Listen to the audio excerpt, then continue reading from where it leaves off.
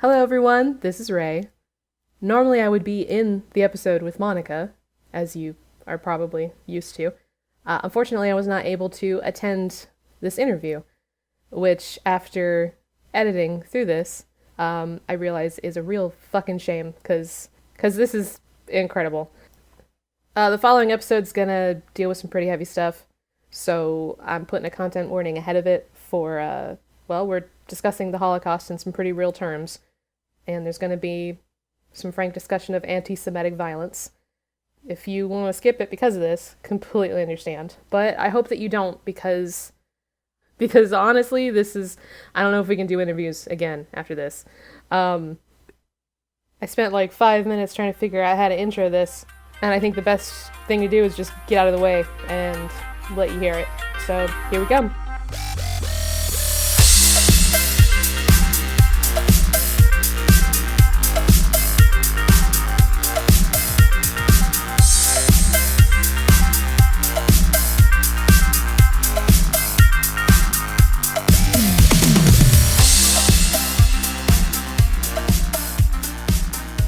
Okay, here we are. Welcome to Bonus Experience. This is a podcast with a deeper look at the play experience and the finer details of running and writing games. Normally it's a we, but tonight it's just me. Ray is not available this evening. And I am a queer woman speaking with authority about games, and I am going to swear, probably, maybe. We'll see. We'll see how the mood takes me. And if you have a problem with that, you can die mad about it. Tonight we're doing another interview show. And normally it's the two of us, and we're goofy, and we're fun, and we're full of bullshit. There are. See, I said I was going to swear. But today we're going to do something a little bit serious. We have an interviewee here. And this interview will likely contain a discussion of heavy topics. So if that's a thing you're sensitive about, consider this a content warning. So, Jessica, or should I call you Dr. Hammer? Please introduce yourself. Jessica's great. Okay. I am my official title is kind of a mouthful. I'm the Thomas and Lydia Moran Assistant Professor of Learning Science at Carnegie Mellon University, where I teach game design and I also study games. But I'm here tonight wearing my hat as a game designer together with Moira Turkington.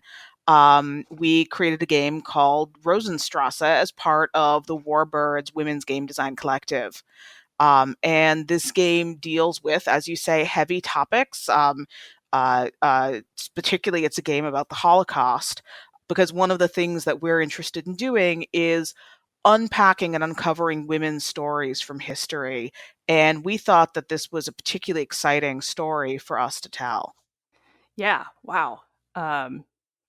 And so I know that Mo also had the opportunity to be here, but she couldn't be here tonight. So I guess we're partnerless this evening. Yep, that's right. Just you and me. Yeah, just you and me. All right. So going off of that, how about you just tell us what Rosenstrasse is about? Absolutely. What's this game about? So Rosenstrasse is a tabletop role-playing game. It's for 4 players and a facilitator. And it takes place in Berlin between 1933 and 1943. So you can tell by the time period that we're going to be dealing with some heavy stuff. It follows the marriages between Jewish and quote unquote, you can't see it, I'm doing air quotes, Aryan Germans who were married to one another. And there were a number of such marriages under the Reich. And these couples were in this really interesting liminal state. They were affected by many of the persecutions against Jews, but they were relatively protected compared to other Jewish families because one of the partners in the marriage was not classified as Jewish. So the game tries to explore, we call it 10 years of a marriage in 3 hours. Exploring what happens to these marriages as the pressures from the Reich become more and more intense. And the game culminates with the Jewish men who were still living in Berlin, and there were Jewish men still living in Berlin in 1943, were rounded up. And that included about 1,500 men who fell into this category of Jewish men in these mixed marriages. They were rounded up, they were imprisoned, they were being processed to be taken to Auschwitz, and the women in their lives spontaneously protested. And these protests are known as the Rosenstrasse Protests. What's really extraordinary about this story is that this spontaneous protest, this woman-led protest, actually resulted in the Nazis releasing the bulk of these men. So these women just stared the Nazis in the eyes and said, "Give us our husbands back." And the Nazis blinked. Damn, I got a little choked up listening to you telling me about that. Wow. Yeah, it's an unbelievable story, and it's not a story you typically hear, and it's a story that complicates a lot of the traditional narratives about the Holocaust. Because it looks at the ways that Jews were deeply embedded in communities of both of other Jews, but also of non-Jewish Germans, and in this case, in marriages with them. And so it lets us explore both the ways in which these families were experiencing the same things that Jews were experiencing, right? Families with no non-Jewish members were experiencing, the ways that they were protected relative to those Jews, and also the ways they were persecuted relative to families that had no Jewish members. So they're in this really interesting liminal state. Similarly, these women standing up and resisting is an amazing story. It's incredibly inspiring. But at the same time, one of the things the game explores is they only stood up when it was their own partners on the line.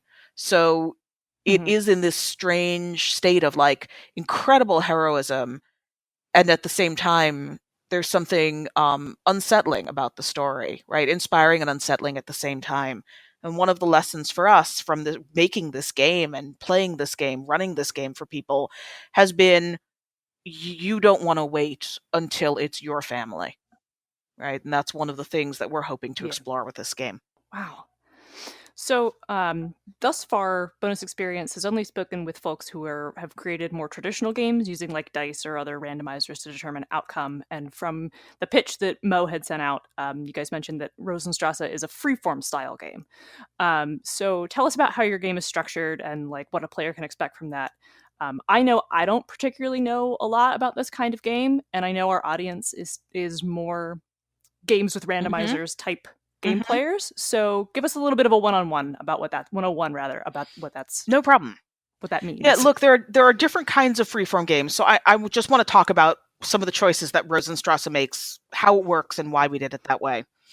In Rosenstrasse, there are 8 pre-generated characters, 4 male, 4 female, and they're actually assigned in pairs. So you're assigned a male character and a female character, and you're playing the wife or husband of another player, right? So as well as the partner of a different player, right? So I might be playing your wife, and I might be playing Ray's husband, right? So I would have these 2 characters, and they're pre-generated. You have some room to interpret them, but they are who they are. Right, so they're established roles, basically. They're established roles, that's right. And between the 8 characters, they're exploring sort of different themes and relationships. So we have, the romantic young lovers, and we have the sort of intellectual secular couple, for example. And there's some interesting contrast between those couples. As you play the game, it's not sort of an open-ended role-playing experience. The facilitator actually, there's a deck of cards that you draw through, and the facilitator reads out text like about what's going on in the history. And you read a scene, and at the end of the scene, you'll get a role-playing prompt. So it's more like a sequence of role-playing scenes than like a more open-ended, sandbox-style role-playing experience where you can initiate any scene that you want to. You play out the scenes that are pre-created in the game. And the scenes are resolved with negotiation between players. And the facilitator's job is to keep that aligned with the themes of the game and with what's historically accurate, either by asking questions or by asking players to try again, right? To say, well, that's not something that could have happened. Try another way.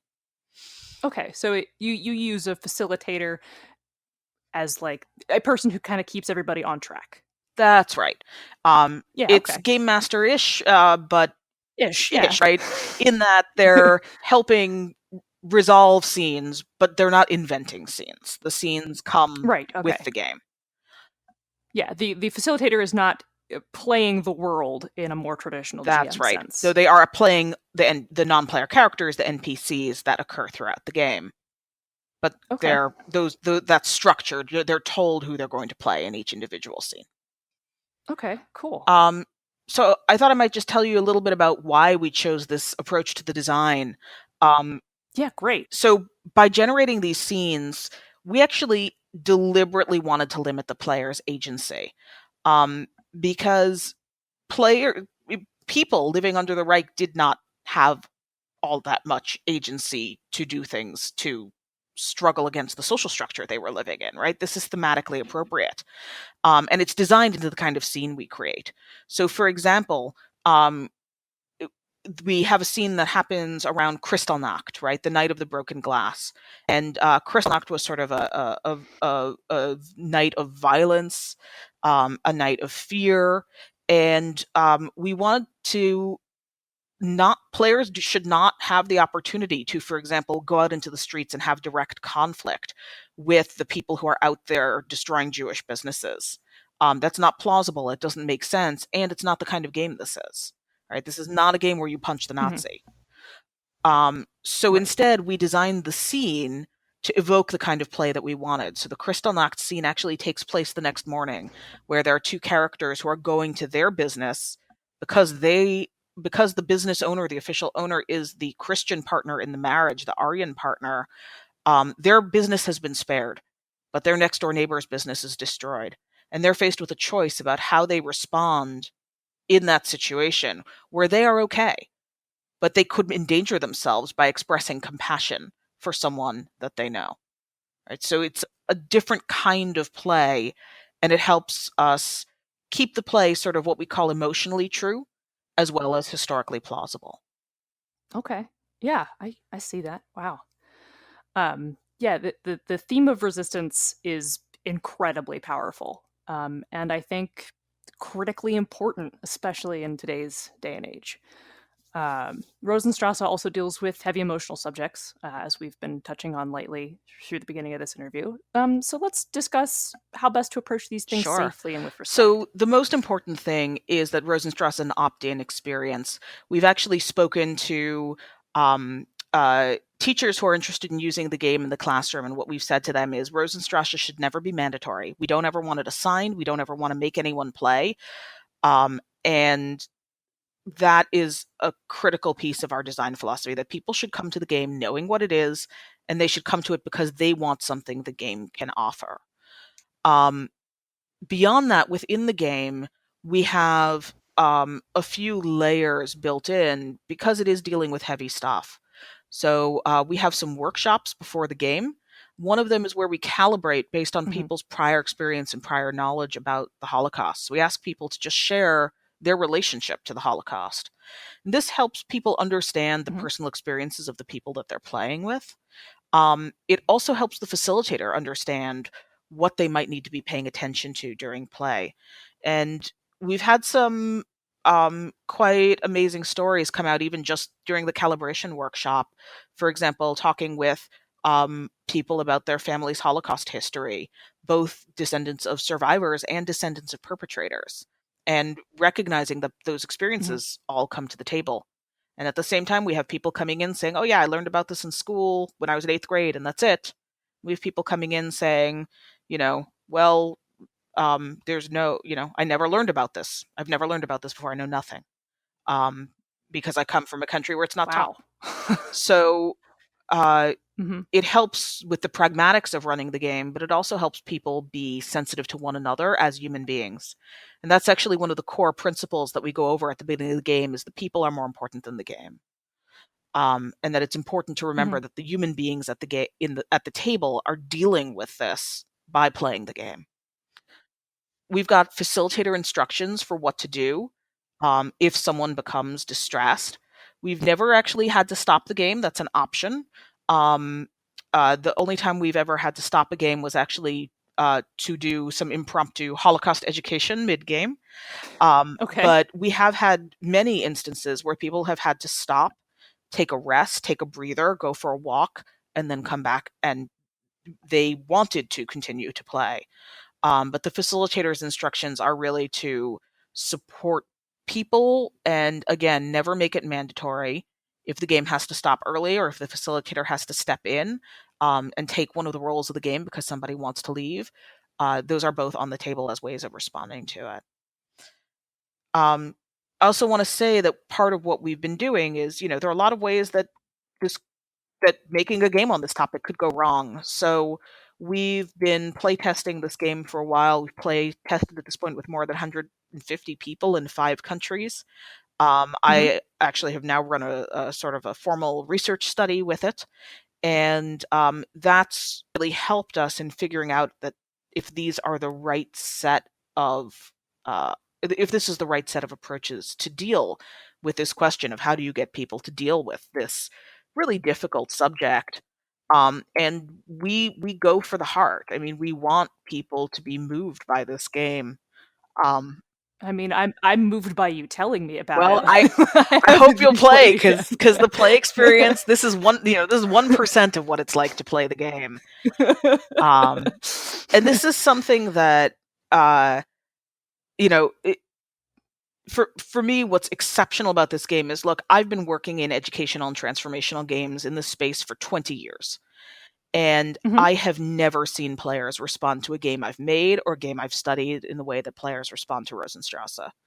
It's just an incredibly powerful experience. We have people reaching out to us months, in some cases more than a year after they've played, to tell us about how the game changed their life and specific things that they've done, from doing research about the Holocaust to getting more involved in activism to going to Berlin to visit the Rosenstrasse Memorial.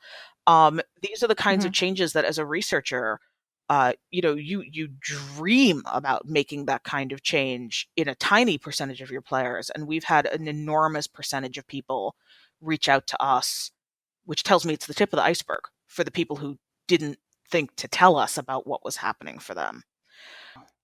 And that's part of why we want to try to get this game to a larger audience, is just seeing the way that people respond to it with the group that we've played it with so far. I mean, I know I've been quiet, but I've just been sitting here like nodding. I'm like, yeah, wow, yeah, wow. Which is not great audio, so I'm sorry to our editor. Sure. Well, I can talk about, I can keep talking as long as you need me to about this game. It's really, it's very close to my heart because I come from a survivor family. I'm what they call a 3G, a third generation survivor. And Mo and I talked about it, and we actually dedicated the game to my grandmother, who survived 5 different camps, including Auschwitz, as well as the death marches. And for me, working on this game has been really personal and cathartic in a lot of ways, that it's helped me grapple with the fact that it helped me engage with the stories of Jews in the Holocaust in a new way, in a way where there's this power and there's this intimacy and there's this sense of hope. I went to Auschwitz when I was 18, and I remember walking through those gates and feeling this sense both of triumph and of grief, right? Triumph that I am alive and I'm here, but also this sense of just overwhelming loss.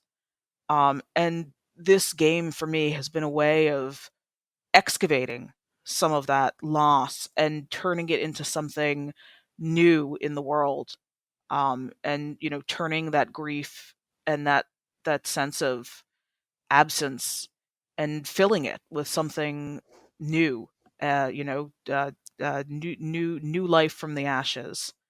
So it's been a very personal experience for me as well, making this game and watching the way that people respond to it.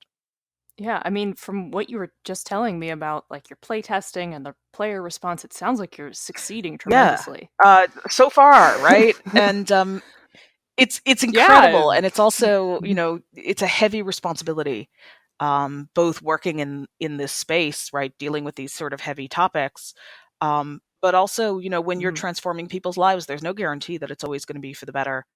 And part of why I do the professional work that I do is because I think that by being a mindful designer and by understanding your design space and by building on existing game design research and existing learning theory and Holocaust education research, you can up the odds that your game is going to be successful and that your game is going to induce the kinds of transformations that you want.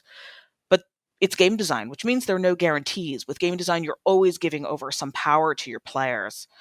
And when you know that your game is heavy and powerful, that's a responsibility too. So I've put everything that I've learned in 20 years of professional design and research experience into this game, because I think that's the sort of responsible thing to do when you're dealing with this kind of material. And still, it's no guarantee. Yeah, I mean, it's terrifying as a designer of less heavy subjects to just be like, well, that's right, I've turned it loose. And that's part of why we need some of the design decisions that we did, right? Why do we have this structured with scenes? Because there are some decisions that we're willing to turn our players loose on, and there are some that we're not, right? And there are a number of sort of failure states that people could fall into, right? Oh, let's beat up the Nazis, and that could turn into, oh, well, I won the game and saved my character, so, like, why couldn't the people who lived through this just do that, right? So the game repercussions actually have implications for people's understanding of history. But we've actually been seeing this working in the other way, that people will say after the game, like, oh, okay, I really get it. They really didn't have options. Like, you can't just leave. You can't just, right? And that idea of removing the just from the way people talk about the Holocaust was so powerful for our players, but also for me and Mo to watch. I'm also thinking about it from a perspective of, like, I like to think of myself as a righteous person who does the right thing, but then, like, even in real life, you sometimes find yourself face down with a situation where, like, oh, maybe I should have stepped in, maybe I should have done that. And it's really kind of moving me from that perspective to be in that headspace of, like, what would I do if I was married to someone who this was happening to? Would I have the courage in real life to actually stand up to that?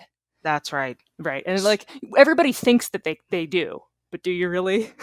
One of the great things that we've been looking at is we've been working with Nathan Stoltzfus in the history. He's a professor of Holocaust studies in the history department at Florida State University. And one of the things that he sort of explores in his research on Rosenstrasse, right, that this is his professional work, is the idea that actually the women in these marriages, they could have left their husbands and made their lives a lot easier by not being in these marriages to Jewish men anymore. And every day that they chose to stay in these marriages was actually practice for them at not knuckling under. And that practice can look very ordinary. And that's one of the things that he said about our game, right, is that many of the scenes that we have are deliberately ordinary.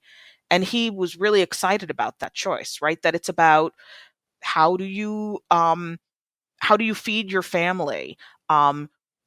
What happens when you need to move into a smaller apartment? What happens when you're not allowed into the bomb shelter because your husband is Jewish? And if you stay with him, how does that prepare you for when you're asked to do something bigger? And one of the fascinating things is that we see players, when they finally have the chance to stand up and participate in the protest as their characters, they feel this incredible sense of, like, relief, like, oh, finally we get to do something. And right, finally we get to resist, we get to say no. And that's something that they talk about taking with them out of the game as well. That sense of, like, God, just doing something that feels so good. It does. That's right. Yeah. And we've had people say things like, exactly what you were talking about. I don't know what I would do in this situation. If this were me in real life, my character was much braver than I am. And then they come back to us later and said, by the way, I went to a protest because of your game. And to me, that's really, that's what we want people to do. We want them to find out about themselves. We want them to practice. We want them to try on these feelings. And we want them to have this story of these couples, right? Of the women who protested and of the men who endured, the Jewish men who endured captivity and survived. We want them to have these stories to look up to. I was back to solemn nodding again, which again, not great audio. I should have warned you how much solemn nodding there would be in this game. Right. We should have put in the beginning, not so much a content warning as Monica spends the whole interview solemn nodding. Right. Well, and it feels strange to me. To me, it's that doubling, right, that I felt when I walked, under that Arbeit macht frei sign, is. There's both this sense of like, yeah, this is really solemn and serious, but at the same time, right, I feel the breath in my chest. I feel the laugh in my throat. Like that joy, that living joy, being alive and being able to work on this and study this and play this game with people. It's worth laughing and it's worth being joyful. And being serious doesn't have to preclude these moments of relief. We've actually designed some of that into the game because first of all, unrelieved tragedy is both tedious and ineffective. But also that, even under the Reich, people had lives. People went on living as long as they were alive.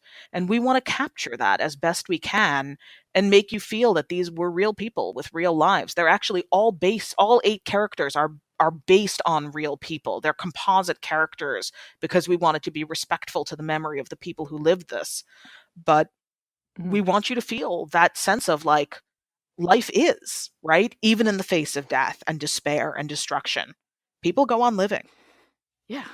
So with that more solemn nodding, ringing endorsement, how about you tell our audience where they can pick this up and how they can support this? Absolutely.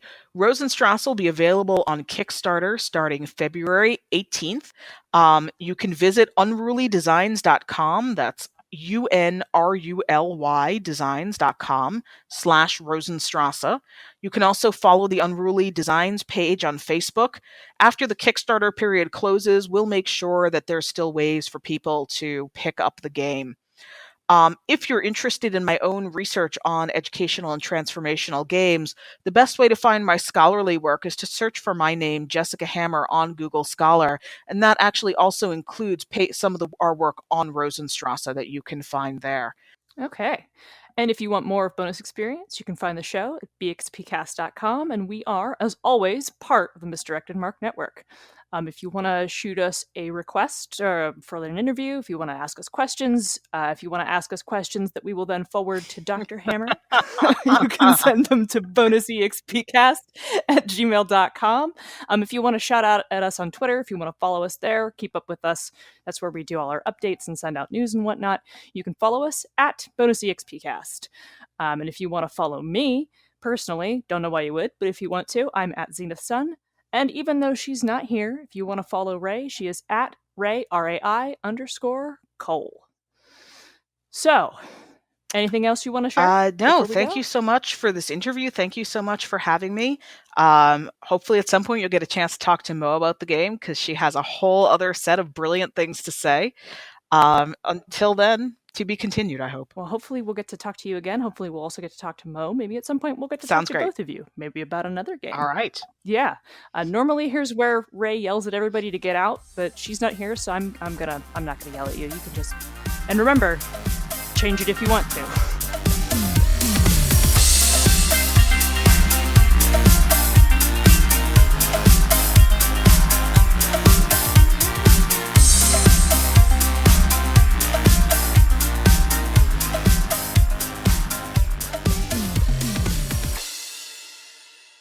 Thanks for listening. Bonus Experience is written and produced by Monica and Ray, and is a member of the Misdirected Mark Podcast Network. For more like us, check out She's a Super Geek, an actual play RPG podcast highlighting women as GMs. Join them every other Tuesday for lots of different RPGs and guests. Our cover art and logo are by Nino Studios. Our theme song is Reuse Noise with the Light by CDK, and is used under the Attribution Non-Commercial Creative Commons license. This podcast confers the benefits of a long rest. We'll see you next time.